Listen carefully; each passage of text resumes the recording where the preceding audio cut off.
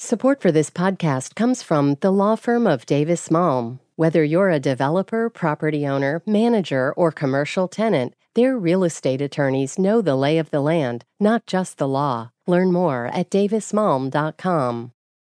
WBUR Podcasts, Boston.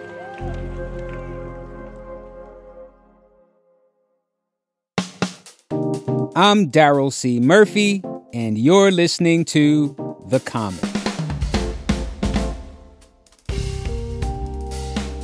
Today's guest has dressed characters in some of our favorite movies and TV series for more than 3 decades. That includes movies like Do the Right Thing. Not only just we now step on my brand new white Air Jordans that I just bought, and that's all you can say is excuse me. The 5 Heartbeats. I want you to hold my coat like you hold the Vietnam. Squeeze me tighter, baby. Both Marvel Black Panther movies. And what are these? The real question is, what are those? Why do you have your toes? Yellowstone. That's not the way you wear one of those. And even Seinfeld. I love it when people are complimented on something they're wearing and they accept the compliment as if it was about them. Nice tie. Well, thank you. Thank you very much. And this Sunday, October 15th, she is being honored with the Coolidge Award at the Coolidge Corner Theatre in Brookline. 2-time Oscar award-winning costume designer and Springfield, Massachusetts native, Ruth E. Carter. Welcome to The Common. Hi, thanks for having me. Oh, thank you for taking the time to come through. So I want to get right into it. I got to say, when I first learned that you were from Springfield, Massachusetts, I was like, oh, wow. I was kind of surprised. You're such an iconic figure in, Black art and creativity, right? Having designed costumes for movies that are canon for generations of people like me, right? I'd love to know where some of your sense of taste and style and instincts come from. So, could you tell us about growing up in Springfield and how your community inspired your work?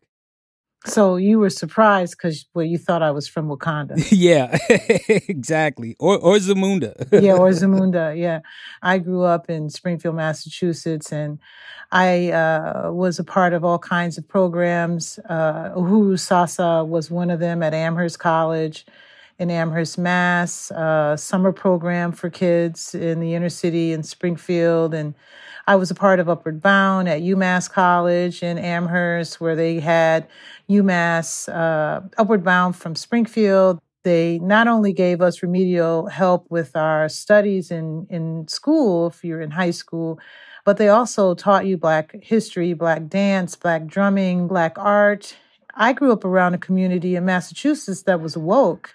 And, I'm very proud of that community that taught me about jazz greats. So when I was approached by Spike Lee to do Mo Better Blues, and we were looking at Lester Young and Thelonious Monk, I knew of them already from my upbringing in Springfield, Massachusetts. I was not just in a little bubble in Springfield, but, we have these programs and these clubs and camps and things where we take responsibility for the education of our children in terms of understanding our history and our culture. And that was very rich for me coming up. As I went on to go to an HBCU, I was surprised at how woke they weren't. Don't sleep on Springfield. Yeah, I mean, everything you're saying sounds so contradictory to what's often told about Massachusetts, right? New England being this haven for whiteness. You know what I mean? It's a haven for wokeness. Tell me about, the inspiration that you're drawing from today.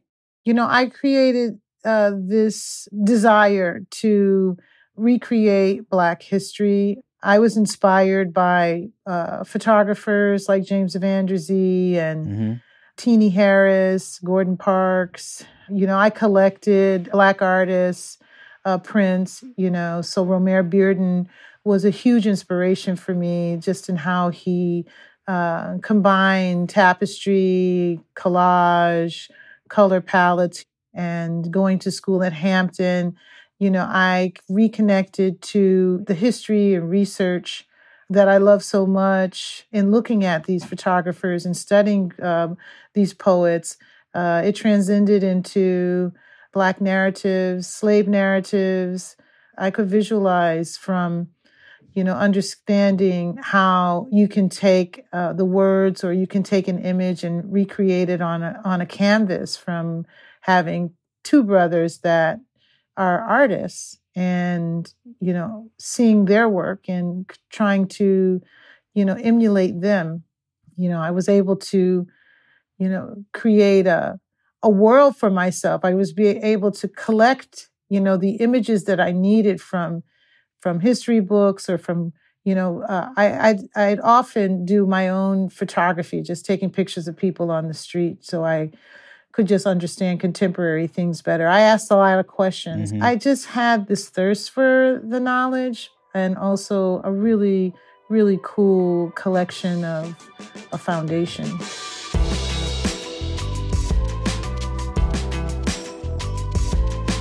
We're going to take a quick break, but we'll be right back.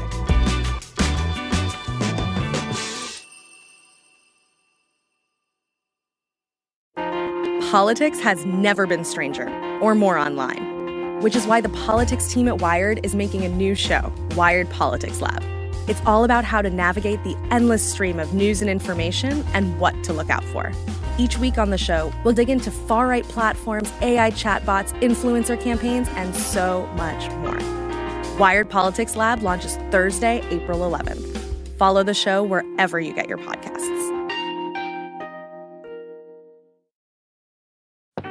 And we're back with more from Ruth E. Carter. When I think about your work, the costumes that I've seen in a lot of these movies, the first word that comes to my mind is fly. Okay. I definitely think of a lot of colors. I think of the way they kind of drape on the characters, right? And the way they just move with them. Could you talk about how you think about colors and how you think about the tailoring of it and how you fit it to the characters in your movie, to the actors who are playing these characters? Well, for Black Panther and Wakanda Forever, and any Marvel film, you are inspired by the comics, and you can't look at tribes without thinking color, without seeing it, without experiencing it. You can't do beadwork and be monochromatic. You have to bring in color. When I came into the industry, there was a lack of color, and that was the norm. It was more philosophy that don't let things overshine the actors. I was always on a pursuit to learn how to balance color, because there was so much color around the African culture, the Black diaspora. You can't think of a film like Do the Right Thing and not have color. The color is representative of the anachronisms that we bring to our lives. We bring those aesthetics in. We're Black, but we're a colorful people. We're colorful people, yes. And we're fly, as you said. Yeah. I also had the challenges of sometimes giving product placement. Like on Do the Right Thing, Nike was a big product placement company. Because we were independent, it was a low budget film. And so they gave me a lot of compression shorts and tops and shoes and things that were in team colors, And so I had to balance those team colors out. I used a lot of other colors and African fabrics and made shorts. So you see Bugging Out with, kente print shorts, and you see the, hand-painted T-shirt that Radio Raheem wears. Smiley has a red shirt. We were depicting the neighborhood in more of a surrealistic manner, because if you looked past the block into the real neighborhood of Bed-Stuy, Brooklyn, it was a little more grayed over. But because this was a representative of the hottest day of the year, it was a lot of surrealistic dialogue where you see the Korean grocer in the middle of the street, and he's protesting against, all of the, words that are used. You see the cornermen, you see Sal's famous pizzeria, the Italians. It's already a colorful melting pot. So we approached the film from that point of view, that the saturation of the color was going to be a character in the film. Right, right. You know, what I love about Do the Right Thing, it's one of my favorite movies, if not the favorite movie of mine, is that it's a movie, but it looks like a play in a lot of ways. The block is the stage on Broadway or something like that. It's a little surrealistic. Yeah. It's not like a documentary where everything is organic. It's actually composed. And there is some prose in it. You know, they talk about Eleanor Bumpers, and Tarana Brawley told the truth. And Brooklyn's finest, Mike Tyson, was a heavyweight champion. You know, there's a lot of surreal dialogue going on. That's why it feels like a composed script. And it's in the Library of Congress. So, you know, it was composed well. So you're being honored this Sunday at Coolidge Corner Theatre in Brookline. What went through your mind when you learned that they wanted to honor you with the Coolidge Award? Well, I did a little research, and I felt really honored to be the first Black person to receive this award and have my films play in their historic theater. You know, a theater that may have once upon a time not included stories like mine or people of color like me. So that was big, you know, and I feel like, you know, it doesn't matter when it happens, how it happens. It just matters that it happens. And they're into preservation, and they're showing my film. So, you know, growing up in Massachusetts, you know, and my mother coming from Virginia, it's like historic and incredible to have my name up in lights on this theater's marquee. It's amazing. I mean, how does it feel to get this from home, right? In Springfield earlier this year, you had a mural unveiled in your honor, you know, and now you're getting this honor, and I'm sure there's others, right? But how does it feel to know that home loves you as well? Yeah, you know, sometimes as a filmmaker, costume designer, you don't really look to awards to give you validation, but when it happens, you're touched, and in such a profound way that brings you right back down to earth, you know, like a lifetime of hard work, you know, a labor of love. You know, when I think of myself starting out and discovering art and costume design, and now to be honored for an art form that has changed the way Black people and stories are experienced on screen and in people's lives, like, you know, it just brings you right back down. You know, it's like your people at home are saying, this is how important your work has been for us. And it brings you down to earth, and it touches your core. Well, for my last question, who or what is on your mood board right now? Oh, let's see. On my mood board right now is Beyonce Renaissance Tour, because the costumes are really great. She really made a world with that album. Costumes changed for every city she went to. So it's like a huge Herculean effort to put that much content into that tour. I mean, it was amazing. Oh, yeah. Well, Ms. Carter, I just want to say thank you so much for taking the time to come through to the Common. We really, really appreciate it. Yeah, my pleasure. Thank you for having me.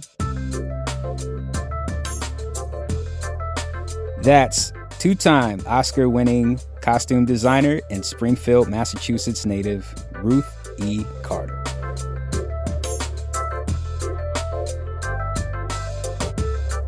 Hey, before you go, we're working on a piece about student loan repayment, which, for a lot of us, restarted this month.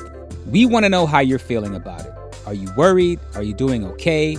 How has it affected your finances? Let us know. Record a voice memo and send it to us via Instagram DM at WBUR-The-Common, or you can send it to us via email at thecommon@wbur.org. And that's our show for today. Thank you so much for listening to The Common. I'm Daryl C. Murphy, and I will talk to you tomorrow.